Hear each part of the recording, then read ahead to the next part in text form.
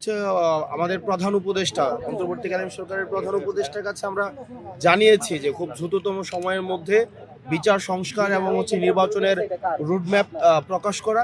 এই সার্বিক বিষয়গুলোতে আসলে জনগণের যে মতামত রয়েছে বা জনগণের যে প্রত্যাশা রয়েছে, জন আকাঙ্ক্ষা, সেগুলো জানার জন্যই আমরা এটা শুরু করেছি। আমরা চট্টগ্রাম দক্ষিণের মধ্য দিয়ে শুরু করেছি। আমরা সারা বাংলাদেশে আমরা এই এনসিপির পক্ষ থেকে আমাদের মানুষের কাছে এই যাওয়া অব্যাহত থাকবে। এটি কি মানুষের কাছ থেকে জানতে এসেছেন নাকি আপনারা সেই সাথে নির্বাচনী যে মানে আপনাদের যে বার্তা সেটি দিতে এসেছেন?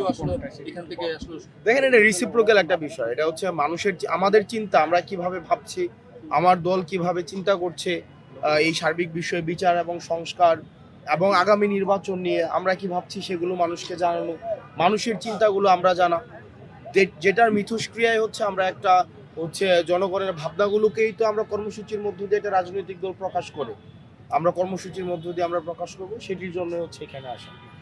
এই যে গণঅভ্যুত্থানের পরবর্তী যে আপনাদের যে অনেকগুলো শক্তি, সেখানে আমরা এক ধরনের বিভেদ দেখছি, ভাঙন দেখছি, সেটার ফলেই কি প্রধান উপদেষ্টা প্রেসিং গতকালকে বলেছে যে আপনাদের সাথে সভার পরে এখানে দেশি বিদেশি ষড়যন্ত্রের কথা বলছে, আপনারা অভ্যন্তরীণ কোনো গোষ্ঠীর এই জায়গাতে বিভেদ তৈরির কোনো আশঙ্কা দেখছেন? বিভেদ বিষয় পলিসির জায়গা থেকে রাজনৈতিক দলের মধ্যে মতপার্থক্য থাকবে।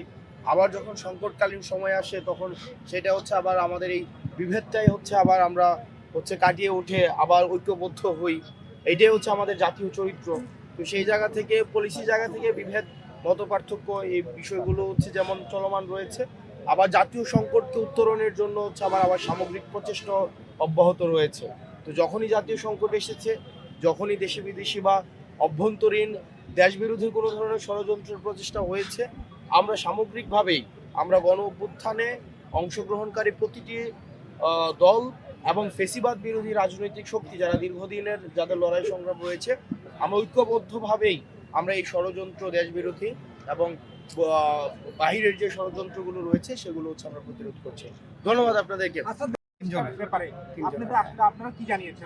আমরা স্পষ্টভাবেই জানিয়েছি যে যে দুইজন উপদেষ্টার কথা তারা বলেছেন, তারা গণ অভ্যুত্থানের প্রতিনিধি হিসেবে তারা এই সরকারের প্রতিনিধিত্ব করছে।